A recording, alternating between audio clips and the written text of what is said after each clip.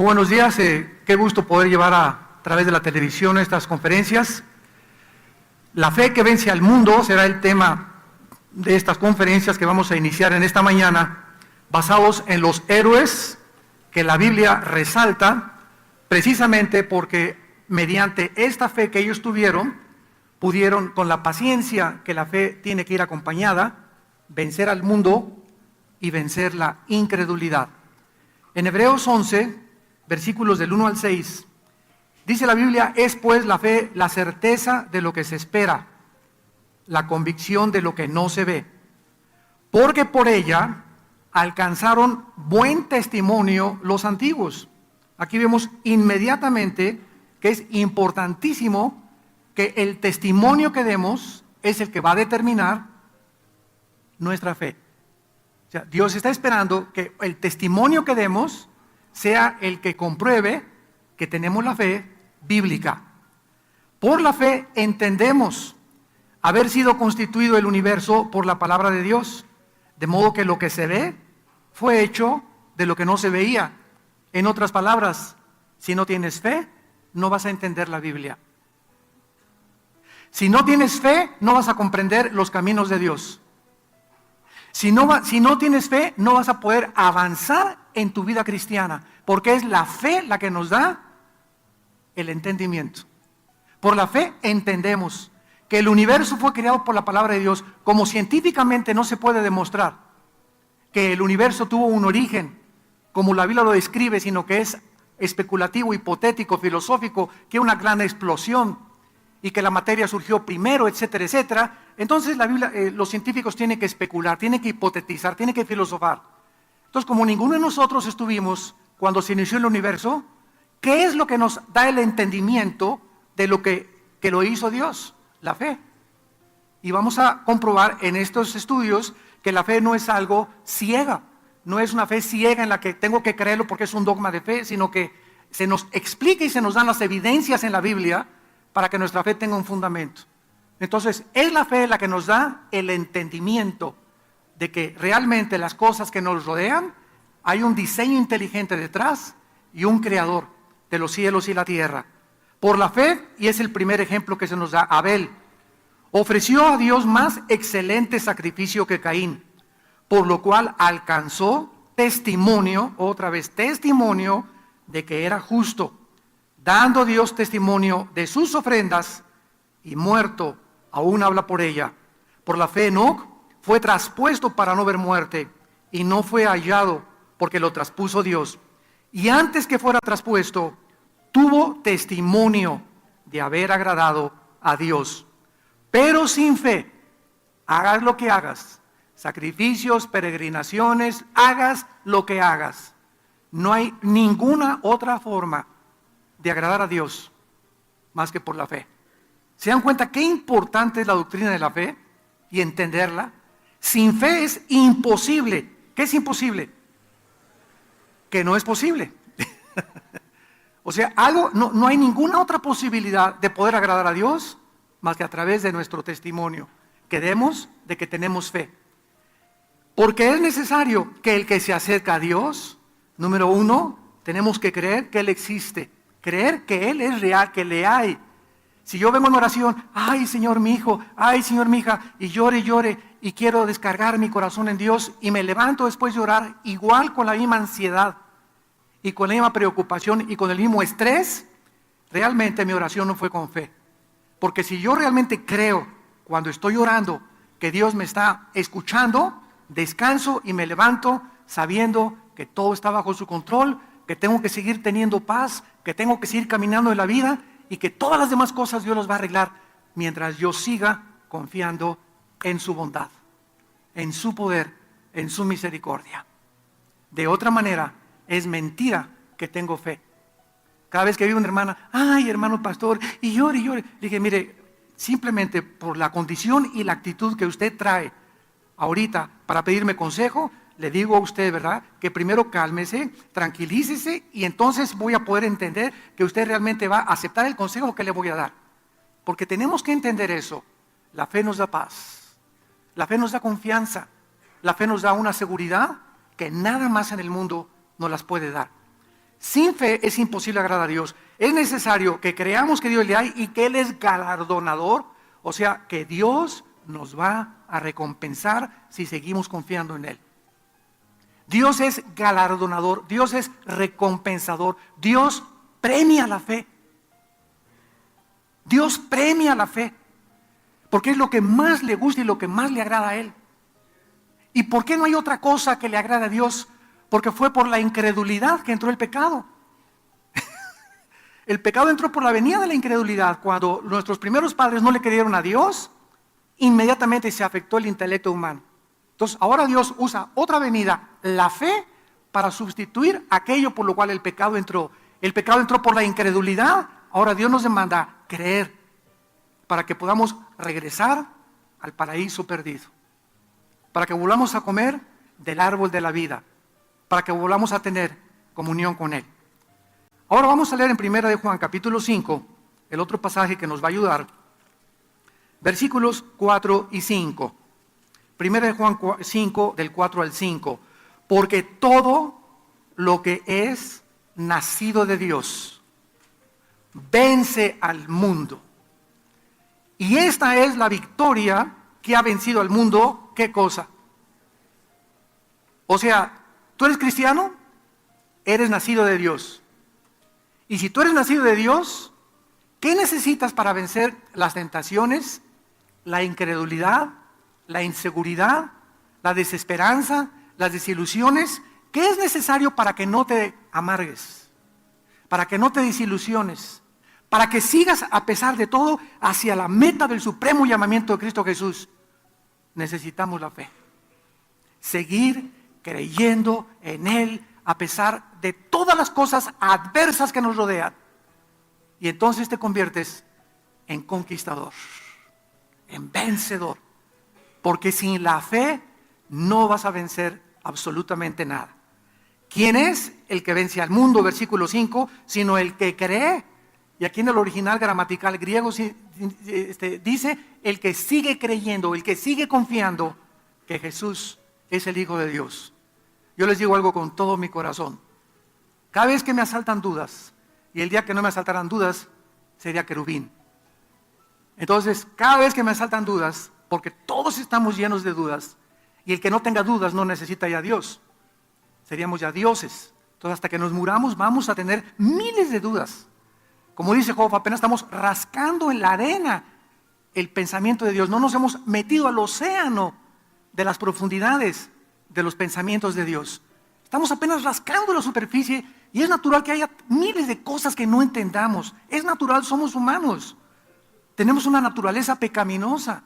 Entonces, esta naturaleza pecaminosa siempre está dudando de todo. Entonces, cada vez que a mí me asaltan dudas y desilusiones y será verdad, será mentira, será melón, será sandía, etcétera, etcétera, inmediatamente lo primero que me hace regresar a olvidar todo es la cruz. Nada más recuerdo que Él murió por mí y que es verdad que Cristo murió hace 2000 años, hasta históricamente, y que resucitó para que si yo no entiendo muchas cosas, el hecho de recordar su resurrección me mantiene de pie. La resurrección del Hijo de Dios. Y es la que nos va a sostener a todos también. Muy bien, vamos pues a adentrarnos en este estudio. No cabe duda que uno de los temas más importantes que vamos a estudiar y que debemos conocer a fondo es la doctrina de la fe. Porque por medio de la fe recibimos la salvación. Efesios 2, 8 y 9. Porque por medio de la fe somos salvos. Es la fe la que nos introdujo al caminar con Dios, a la comunión con Dios, a la paz con Dios. La fe fue el vehículo que Dios usó para que nosotros volviéramos a nacer. Pero no solamente eso, sino que también vemos que es la fe la que nos mantiene. El justo por la fe vivirá. Y aquí vemos 3 palabras, los que la quieran apuntar. El justo por la fe vivirá. 3 palabras: justo, fe y vivir. Justo, fe y vivir. Justo, somos justos por medio de la fe. En segundo lugar, fe. A través de la fe se revela la justicia de Dios. Es que yo no tengo culpa de que Adán y Eva hayan pecado. ¿Cómo Dios me puede culpar de lo que hace miles de años y ahora yo soy pecador? Porque heredamos el pecado. Bueno, si tú crees que hubo injusticia de parte de Dios, Dios usa la fe para revelar su justicia.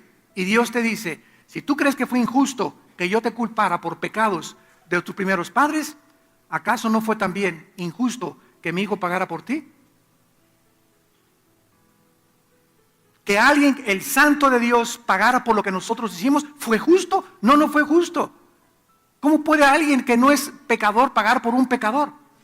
¿Fue justo que Barrabás se le dejara libre y crucificaran al justo? No lo fue. Y cuando entró el soldado romano a la celda de Barrabás, le abrió la puerta y le dijo, salte Barrabás. ¿Cómo que me salgo? Sí, eres libre, pero ¿por qué? Ese hombre que está ahí va a morir en tu lugar. ¿Se imaginan los Barrabás durante todo, desde que fue soltado de la prisión, cómo se llenó del pensamiento? Alguien pagó pero ¿por qué? Yo merecía pagar por esos pecados. Yo hice lo malo delante de Dios y alguien está dando su vida por mí. Él tenía que haber vivido agradecido por ese hombre que daba su vida por él. Hace 33 años alguien me abrió la puerta de mi cárcel y me dijo, Armando, no tienes que pagar por tus pecados. Ese hombre en la cruz pagó por ellos, porque de tal manera te ha amado Dios que ha dado a su Hijo unigénito, para que ahora tú, si crees en Él, no te pierdas, mas tengas la vida eterna. Y Dios muestra su amor para contigo, me dijo el misionero que me dio a Cristo, que tú siendo pecador, así como estás hecho un guiñapo ahorita lleno de lodo y manchado por el pecado, Él te ama y dio su vida por ti. Y ¿saben qué? Yo caí de rodillas. Me conquistó el amor de Dios. Me deshizo el amor de Dios. Me mostró que cuán sucio estaba y de qué forma tan maravillosa yo tenía que vivir toda mi vida agradecida con Él. Y cada vez que no entiendo cosas, lo único que recuerdo es, Dios me amó y me sigue amando. Y la cruz es el símbolo más grande de ese perdón. Ahora regresamos a Hebreos 11 y vamos a ver algunos versículos anteriores.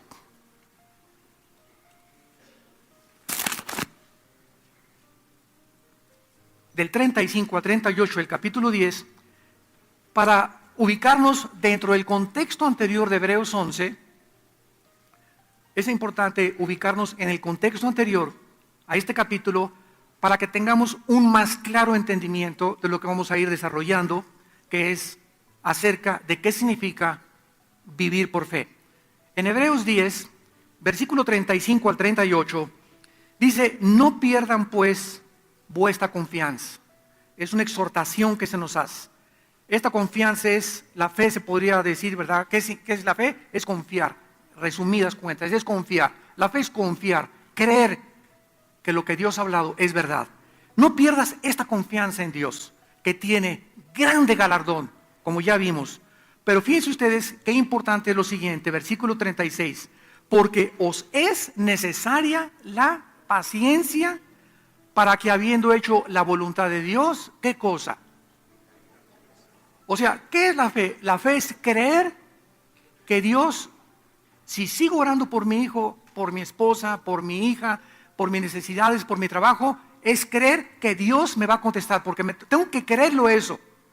Ahora, de aquí a que Dios me conteste, a lo mejor donde está ese poste es un año. De aquí a un año que Dios me conteste, necesito caminar durante todo ese año, ¿qué cosa? Confiando en Él. No puedo perder mi confianza en Dios, aunque no vea todavía mi trabajo, aunque no vea todavía a mi hijo o a mi hija convertido, aunque no vea yo lo que Dios me prometió, tengo que seguir caminando confiando en Él. Pero para que yo pueda llegar a ese poste, o hacia al final del año donde Dios me va a contestar, necesito tener paciencia.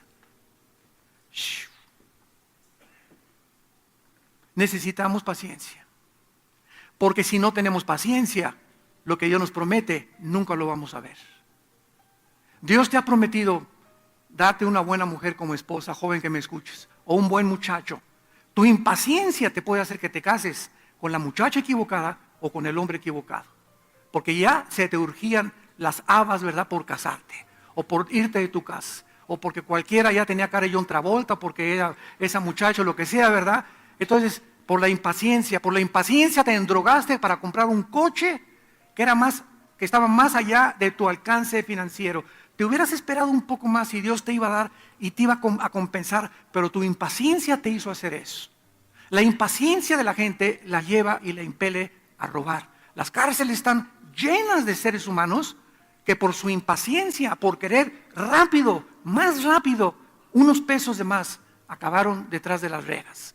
Es la impaciencia una de los defectos y de las cosas más negativas que tiene el ser humano en su corazón.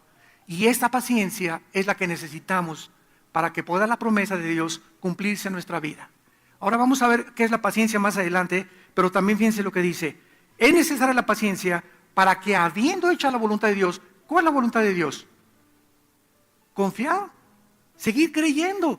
Yo sigo caminando y sigo creyendo. La condición de mi hija está peor, la condición de mi hijo está peor. Mi esposo ya aúlla como coyote en la noche, ya las cuestiones ya están financieras, pero yo sigo caminando y sigo creyendo y me levanto. Ahora, para seguir creyendo y seguir aguantando y no caer, no, ya no, esto ya no le creo, ya me amargué, todos son una bola de hipócritas, Dios a lo mejor ni existe. Cuando una persona llega así, a este punto donde avienta la toalla, como decimos vulgarmente, es porque dejaste de creer, ¿no es verdad? ¿Y por qué dejaste de creer? ¿Sabes por qué dejaste de creer? Porque lo único que nos va a alimentar y a fortalecer para esperar la promesa es tu contacto con la Biblia. Deja de tener contacto con este libro y te vas a hundir y a desanimar inmediatamente. Porque es el contacto con este libro lo que nos va a mantener, lo vamos a ver, la fe, la certeza de lo que se espera, es relacionada con el futuro, la convicción de lo que no se ve y con lo invisible. La fe está relacionada con el futuro y con lo invisible. Y si lo veo, ya no es fe. Entonces, qué importante es la paciencia. Y dice más adelante, porque es necesaria la paciencia para que, habiendo hecho la voluntad de Dios, para que mientras, si no haces la voluntad de Dios, no hay promesa. ¿Serás salvo tú y te casas? Sí, mientras te mantengas creyendo. Mientras sigas creyendo que Dios va a trabajar con tu hijo, va a trabajar con tu hija, va a trabajar con tu esposo, va a trabajar con tu esposa, no dejes de creer. ¿Cuál es la batalla de la fe? Que hablaba Pablo en 2 de Timoteo 4. ¿Cuál es la batalla de la fe? La batalla contra la incredulidad. Es una lucha que tenemos ¿contra qué? Contra la incredulidad. Porque lo opuesto a la fe es la incredulidad. Y fue el pecado más grande en el Antiguo Testamento. La incredulidad es la que nos detiene y no nos permite seguir caminando con Dios. Deja de creer y te hundes. Pedro le dice a Cristo, ven a mí sobre el agua. Y Pedro comienza sobre el agua, viendo a Cristo a caminar sobre el agua. Y de repente Pedro hace esto. Chidión, a lo mejor hay tiburones o peces por ahí. Y se comienza a hundir. En el momento en que Pedro quita los ojos de Jesús, se comienza a hundir en el mar de la vida. Así pasa con nosotros también. Mientras tengamos nuestros ojos puestos en Jesús, en este libro, vamos a caminar, a caminar. No los pongas en la gente ni en el pastor, porque todos vamos a desilusionarnos unos a otros tarde o temprano. Ninguno es perfecto, no somos querubines, todos somos, ¿verdad? Todos estamos llenos de defectos. Y es que ya no soy cristiano porque me decepcionó ese pastor o ese misionero, porque tenías tus ojos en el hombre y no en Dios. Puesto los ojos en Jesús, dice Hebreos 12, 2 y 3. Y mientras mantengas tus ojos en Jesús, vas a caminar sobre los problemas. Quita los ojos de Jesús y ponlos en las personas, ponlos en las circunstancias y te comienzas a hundir. Porque es esto lo que nos sostiene caminando sobre las aguas turbulentas de un mar agitado, que es el mundo en que nos encontramos. Un mundo impredecible, un mundo, ¿verdad? Como dice Salomón, que es vano, vanidad es todo ser humano. Todo lo que hay en el mundo es hueco, superficial. Nada absolutamente nos puede llenar ni nos llenará jamás, hasta que no entendemos que es esto, nuestro contacto con Dios, lo que nos va a sostener caminando sobre las aguas. Muy bien. Ahora sí vamos a ver claramente en el libro de Habacuc, en el Antiguo Testamento, para tomar un ejemplo rápido, y es el que más me gusta. Habacuc no es el nombre de una medicina, es el nombre de un profeta. Está antes de Zacarías y antes de Malaquías. Para que no te vayas hasta Deuteronomio. En el libro de Habacuc, es la primera vez en el Antiguo Testamento que se usa la frase, el justo por la fe vivirá. Es la primera vez en el Antiguo Testamento. Y las otras dos veces es en Romanos 1:17 y en Gálatas 3:11.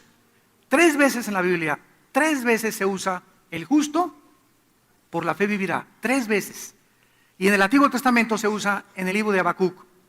Para que puedan ustedes entender el trasfondo de Habacuc, que vamos a leer en el capítulo 2, los primeros versículos, Habacuc se encontraba en Israel confundido por los crímenes, secuestros, violaciones, robos, asaltos, inestabilidad política, inestabilidad religiosa. Habacuc se encontraba así confundido y en los primeros versículos le dice: Señor, me siento como los peces en el mar, así todos, ¿verdad? Pasan y por acá y no entiendo qué está pasando. ¿Qué acaso tú no estás al control de todas las circunstancias? ¿Por qué permites tanto borlote aquí en el mundo y todo lo que está pasando? Dice Habacuc. Y entonces Dios le contesta de esta manera y le dice a Habacuc: ¿sabes qué, Habacuc? Voy a traer a los caldeos contra ustedes. ¿Qué? Te estoy preguntando que me digas y me contestes y me ayudes, y ahora todavía me dices que viene una amenaza peor. No es posible, dice Habacuc. Entonces Habacuc se encuentra, ahora sí, consternado. Ahora sí se encuentra confundido. ¿Qué iba a hacer Habacuc? ¿Qué vamos a hacer cuando las circunstancias no las entendemos? Cuando no entendemos lo que está pasando tal vez en nuestra familia, o en nuestro trabajo, o en nuestra patria, o en el gobierno. Hay tantas cosas que no entendemos a nuestro alrededor. ¿Qué vamos a hacer? ¿Cuál es la reacción que vamos a hacer? Vivir por fe. ¿No es verdad? Veámoslo en el capítulo 2. Dice Habacuc, número 1, sobre mi guarda estaré. O sea, lo primero que tenemos que hacer es mantenernos vigilando. Vigilando. Sobre mi guarda estaré y sobre la fortaleza afirmaré el pie. En otras palabras, fortaleza es la Biblia, la palabra de Dios. Me voy a mantener vigilando mi vida. Me van a venir tentaciones, vigilando mi vida sexual, vigilando mi vida matrimonial, vigilando mis finanzas. Me voy a mantener vigilando, no me voy a emborrachar, no voy por el camino de las drogas, ni el camino fácil, no voy a tomar una puerta equivocada. Me voy a mantener con los ojos bien abiertos, aunque no entienda, con los ojos bien abiertos, y me voy a parar sobre la palabra de Dios. Eso es lo que voy a hacer. Y velaré para ver lo que se me dirá. O sea, dice Habacuc, de aquí a que Dios me diga qué está pasando, voy a vigilar, a mantenerme con la palabra de Dios, y me voy a esperar a ver cuándo Dios me va a contestar, pero Él me tiene que contestar. Pero no me voy a soltar de Dios. Y dice más adelante, y Jehová me respondió: escribe la visión, declárala en tablas para que corra el que leyere en ella, aunque la visión tardara aún por un tiempo. Hijo mío, hija mía, te dice el Señor, aunque parece que tu problema no se resuelve, aunque parece que todavía no ves la respuesta, aunque parece que las cosas están peor todavía, a lo mejor tu hijo está peor, o tu matrimonio está peor, o no encuentras, aunque la situación parezca adversa, dice la Biblia, si apresuras al fin y no mentirá, aunque tarde, espéralo. Aunque tarde, espéralo. ¿Qué es lo que nos hace esperar? La fe. Creer que lo que Dios dice es verdad. Ahí está otra vez la paciencia. Espéralo. No te voy a decir ahorita, Habacuc, mientras te digo, mantente esperando. Y cuando yo vea que te mantienes esperando y no tomas la puerta equivocada, has dado testimonio que crees en mí. Y si tú no mantienes esta paciencia, no me estás agradando, ni te voy a contestar. Tu problema se va a hacer aún más grave.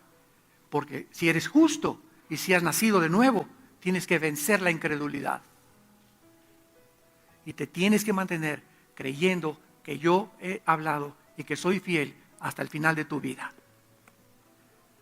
Ante la confusión de la mente que atravesamos, esperar pacientemente la revelación de la palabra de Dios, creyendo que detrás del conflicto y de nuestros problemas y de lo que no entendemos, detrás de lo que no entendemos se encuentra el Todopoderoso.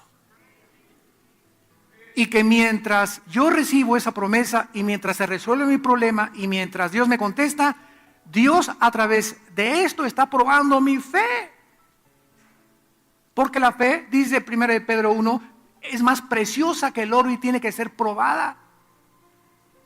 Y la única forma que tú vas a demostrar que eres cristiano y que creíste realmente la cruz es que cuando venga la adversidad sobre tu vida, no te caes. Y así estamos oyendo por todos lados. El hermano ese, ¿te acuerdas? Tenía 3 años con nosotros en la iglesia, sí, cierto, me acuerdo de don Panchito. Pues fíjate, se le fue a la esposa y ¿qué hizo? Pues inmediatamente agarró la botella. Y ahorita hasta se quiso matar, me dijeron la semana pasada, don Panchito Pistolas. ¿Qué pasó con don Panchito? Mentira que fue cristiano. Vino 3 años a la iglesia. Durante todos esos 3 años, mientras todo estaba bien, aleluya, gloria a Dios, etcétera, etcétera. Pero cuando vino los ríos, cuando vinieron las lluvias, cuando vino la tormenta sobre su vida, don Panchito, mentiras que estaba sobre la roca, estaba sobre arenas movedizas, nunca tuvo como fundamento a Jesucristo, y la prueba demostró que su fe no era la fe bíblica. Había creído intelectualmente, pero no había nacido de nuevo. ¿Me siguen? Es ante la adversidad y ante las pruebas donde puedes dar testimonio de que sigues parado. Y si ante las pruebas te desmoronas y ante las pruebas te alejas del Señor, estás demostrando que tu fe es la fe de los demonios. Santiago 2, porque los demonios también creen en Santa Claus. Y estamos viendo la diferencia entre creer, todo el mundo cree en Buda, todo el mundo tiene diferentes creencias, y en la creencia que es la única que nos puede mantener de pie. El contexto pues es claro, solo la fe en la palabra de Dios nos puede fortalecer y capacitar para esperar con paciencia el cumplimiento de las promesas. Por la fe en Dios, estos héroes del capítulo 11, por eso se escriben, por la fe en Dios, esperaron las promesas venciendo la incredulidad. Es lo que tenemos que vencer, la incredulidad, porque fue la incredulidad la venida por donde el pecado entró. Vamos pues a Hebreos y veamos el primer versículo, que es la fe. Con todo este contexto que hemos cimentado para construir arriba ya de Hebreos 11. La definición de la fe la encontramos en el versículo 1. Y dice la Biblia que la fe es 2 cosas, relacionada con 2 cosas. En primer lugar, la fe es una certeza, upostasis con H, upostasis en el griego. Esta palabra upostasis significa poner un fundamento, colocar un fundamento, una sustancia, una base sólida o una certeza o seguridad absoluta. La principal traducción sería un sólido fundamento, porque dice en 1 Corintios 3:11 que ninguno puede poner otro fundamento que el que es Cristo Jesús. Claro que la mayoría cree en algo, en alguien, ¿verdad? Pero si tú crees en algo, en alguien, ¿sobre qué está basada tu fe? Pues yo creo, yo soy mormón, hermano. Bien, ok, vamos a ver. Tu fundamento para ser mormón, ¿en qué está basado? Porque los mormones comenzaron apenas hace menos de 2 siglos. O sea, antes de 2 siglos, ¿no había cristianos entonces? ¿O cómo se llamaban los mormones? Esto es un ejemplo. Cuando yo debato con religiosos.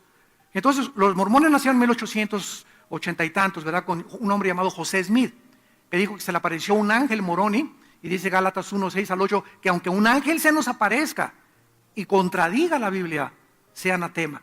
Entonces, este hombre José Smith se le apareció un ángel llamado Moroni y le dijo, mira José, ve a una monte y vas a encontrar unas tablas escritas en egipcio cuneiforme, y entonces de ahí fue y las encontró y tradujo de esas tablas lo que se conoce como el libro del Mormón, que es una vil traducción de la versión King James en Estados Unidos de la Biblia. Más después se le agregó Doctrinas y Convenios y La Perla de Gran Precio, 2 libros de los mormones que se consideran con la misma autoridad que la Biblia. O sea, hay libros que son iguales que la Biblia para los mormones. Entonces le digo a este mormón, bueno, tu fundamento está sobre un hombre llamado José Smith, que lo lincharon por polígamo, porque llegó a su casa y le dijo a su esposa, ¿qué crees, Cleta? ¿Qué, mi amor? Pues fíjate que se me apareció un ángel que no eres la única, y que aquí en nuestro colchón caben 6 o 7 más. Oye, si yo llego y le digo a mi esposa mañana, no solamente ya no duermo nunca jamás con ella, ¿verdad? Me agarra la maleta y me dice, ¿sabes qué? Pues me dijo un ángel que te agarré y que te corriera de la cárcel. Entonces, fue una persona, ¿verdad? Polígama, una persona que tuvo varias esposas, etcétera, etcétera. Entonces, digo, sobre eso está tu fundamento. Sobre eso está tu fundamento. ¿Qué características tenía el fundador de tu fe para que puedas creer en él? Hablo con un musulmán. ¿Quién es el fundador del musulmán? Un hombre llamado Mahoma, que no sabía leer ni escribir, y se casa con una niña de 10 años. Le embaraza a una niña de 10 años. Antier oí que una niña de 9 años acaba de ser madre. ¿Qué cosa tan tremenda están pasando en el mundo? Pues Mahoma hace 1600 años tuvo una niña de 6 años a la que embarazó. El fundador de los musulmanes. Y después se casa con una señora mucho mayor que él. Y después se casa con otras 3. Y después comienza a tener, como le dicen, seizures en inglés, convulsiones. Y donde comienza a decir que un ángel se le aparece para que dictara el Corán. Y vamos al Corán, que en lugar de versículos se llaman sutras. Y en las sutras dice, ¿verdad? Eliminen a los judíos y a los cristianos. Y lo interesante es que el Corán nunca menciona Jerusalén. Y hablan de Jesús como el Hijo de Dios, como un hijo, ¿verdad? Profeta igual que Mahoma. Pero jamás lo consideran el Hijo de Dios que murió en una cruz en nuestro lugar. Entonces, ¿sobre qué fundamento está la religión musulmana? Sobre un fundamento falso. O sea, si yo soy una persona razonable y consciente y me gusta investigar, voy a comenzar a investigar, ¿verdad? Los fundamentos sobre qué está basado tu ateísmo. Sobre Nietzsche, el padre del ateísmo del siglo XX, que dijo que Dios estaba muerto, que acabó a los 54 años homosexual y loco en un manicomio. Ese es el fundamento sobre el cual tú crees en el ateísmo. O en Jean-Paul Sartre, el padre del existencialismo ateo francés en los 60s, que dijo, ¿verdad?, en su libro El Muro: he pasado mi vida apreciando a un Dios que no existe. ¿Cómo es posible que haya gastado mi vida apreciando a un Dios que no existe? He gastado mi vida en vano. Si no existe, ¿para qué lo perseguí? ¿A quién perseguí? Se dio cuenta que era irracional, insostenible filosóficamente su ateísmo. Entonces, vean los fundamentos sobre los que la gente está parado, ¿verdad? Y así podemos seguir con Buda. ¿Sobre qué está basado el budismo? Un gordito que se llamaba Gautama, que salió del palacio, era rico, su papá era rey y él era príncipe. Y le dijo a su papá: papá, quiero salirme del palacio y de las riquezas e investigar por qué sufre el mundo. Entonces era bien intencionado Buda, Gautama Buda, y sale del palacio el príncipe Buda y nunca encuentra por qué el sufrimiento existe en el mundo por no tener la Biblia, y comienza a comer puras chalupas y papazules de Yucatán. Y acaba Buda diciendo, ¿verdad? Acaba Buda diciendo que Dios no existe. Oye, el budismo es una religión atea. Virgen del Socorro. Es una religión atea y está considerada dentro de las religiones. Entonces, así ves, buscamos por acá y buscamos por acá. Y esa fue mi búsqueda hace muchos años también. Y llego a Cristo. Llego a Jesús, el Hijo de Dios. Su humildad, su mansedumbre, su estado psicológico en el que murió, la manifestación de su actitud al morir, su amor por sus enemigos, su resurrección histórica probada por escritores no cristianos, Josefo, Plinio, Tácito. Y me doy cuenta que su resurrección es una verdad histórica que cambió la historia antes de Cristo, después de Cristo. Vengo a la Biblia y me encuentro genética, que las verdades de la genética ahorita, la Biblia hace 3000 años hablaba de ellas, las verdades químicas, físicas, las profecías cumplidas. Me doy cuenta que estoy sobre un fundamento que es verdad, que no es mentira. Entonces, eso es lo que Dios quiere que tengamos, eso es la fe. Creer en algo que tiene un fundamento sólido. Es la certeza de algo. ¿Quién nos da esa certeza? La Biblia. La Biblia. Y así podemos debatir, ¿verdad? Ateos, físicos, matemáticos, mormones, musulmanes, religiones. Mientras esas personas mantengan su mente abierta y sean honestos intelectualmente, van a caer de rodillas ante el Hijo de Dios. Hace 33 años yo le dije: Señor, tú eres Jesús, tú diste tu vida por mí, quiero servirte, quiero conocerte, porque quiero dedicar mi vida a la búsqueda más profunda y más emocionante que cualquier ser humano se puede involucrar: buscar y conocer a Dios. ¿Qué más grande recompensa puede tener en esta vida y en la otra vida?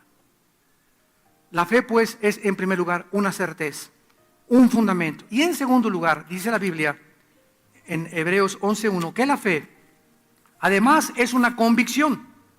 Es una convicción. Aquí se usa la palabra elecchos en el griego, que significa prueba o evidencia usada para convencer o refutar un argumento. Esto se usa muchísimo dentro de la abogacía. Los abogados necesitan siempre evidencias para ser usadas, esgrimidas, para convencer o refutar argumentos o pruebas circunstanciales. Esa es la convicción. La fe nos da una convicción, y vean ustedes lo que dice, de cosas que no se ven. Rápidamente. ¿Qué es la fe? Una seguridad, un fundamento de algo que viene. Estoy parado firme en la palabra de Dios, sus promesas se van a cumplir.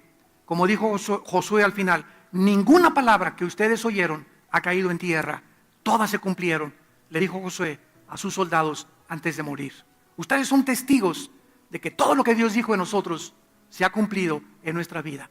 Entonces la fe nos da un fundamento de algo futuro y una convicción, aunque no lo veamos, estamos plenamente convencidos de que así es. Ahora muy bien, cuidado. Esta certeza, ¿quién nos las da? De algo que viene, la Biblia, ¿correcto? Y esta convicción, ¿quién nos las da? El Espíritu Santo. El Espíritu nos da testimonio a nuestro espíritu, Romanos 8, versículo 16, de que somos hijos de Dios. Y cuando el Espíritu venga, Juan 14 y Juan 16, Él los convencerá, Él los guiará a toda la verdad. Cuando nacimos de nuevo, el Espíritu Santo entra a nuestra vida, el Consolador, y nos comienza a dar valor para enfrentar la vida, valor para no huir de la realidad, valor para enfrentar la vida de nuestros 5 sentidos, valor para enfrentarnos a un mundo ateo, incrédulo, pagano e idólatra, que está en contra de las Escrituras de Dios, controlado por el maligno. Primera de Juan 5:19, el mundo entero está controlado, los medios de comunicación, los teatros, las artes, las modas, la filosofía, todo está controlado por el enemigo de Dios, por la incredulidad. Y es lógico que si este libro es el único libro que nos dice la verdad, la única luz que hay, la palabra profética más segura, es lógico que sea el libro más atacado, más controvertido, más burlado de todos cuantos existen en la literatura del mundo. ¿Por qué los cantantes de rock como Mason agarran la Biblia en sus conciertos y la comienza a arrancar y escupir sangre sobre de ella?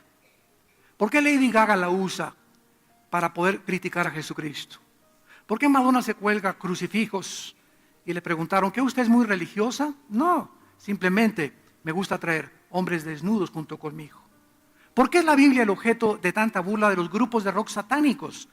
Porque nadie puede dudar que todas estas personas están involucradas con el ocultismo, ¿verdad? ¿Por qué? ¿Por qué no es el Corán? ¿Por qué algún grupo, por qué los Rolling Stones no agarran un día el Corán y escupen sobre el Corán? O sobre el Tripitaka de Buda. O sobre el libro del Mormón. ¿Por qué tiene que ser la Biblia y el 666? ¿Por qué? ¿Por qué tiene que ser Jesús? Cuando en todas las películas, para todo, Jesus Christ. Aunque no sean cristianos, oye, se está incendiando la casa. Escuchen en inglés como Jesus Christ. O sea, Jesús, María y José. Decimos en México. Aunque sean ateos. ¿Y por qué siempre las maldiciones son contra la Biblia y contra Jesucristo? ¿Por qué, verdad? Porque Él es el centro y porque la Biblia del blanco del mundo entero. Oiga, esto no es coincidencia. Esto no es coincidencia. Nosotros ya lo comprendemos. Porque si hay algo que Satanás odia, es la Biblia, el cristianismo y a Jesucristo. Y nosotros somos la luz y traemos a Jesucristo entre nosotros, al Espíritu Santo y al Padre. Y somos blanco de las burlas, del desecho, de traiciones, de calumnias, de persecución, precisamente porque no somos más grandes que nuestro Maestro. Y para que podamos aguantar eso, el Espíritu Santo nos da una convicción que aunque no veamos muchas cosas que queremos ver, nos damos cuenta que es verdad. Veamos rápidamente algunos ejemplos en Hebreos 11. Versículo 3. Por la fe entendemos haber sido constituido el universo por la palabra de Dios, de modo que lo que se ve fue hecho de lo que no se veía. ¿Qué es la fe? La convicción de lo que no se ve. Aunque no vimos cómo comenzó el universo, la fe nos da entendimiento para creer que Dios hizo los cielos y la tierra con su palabra. Versículo 7. Por la fe Noé, cuando fue advertido por Dios acerca de cosas que aún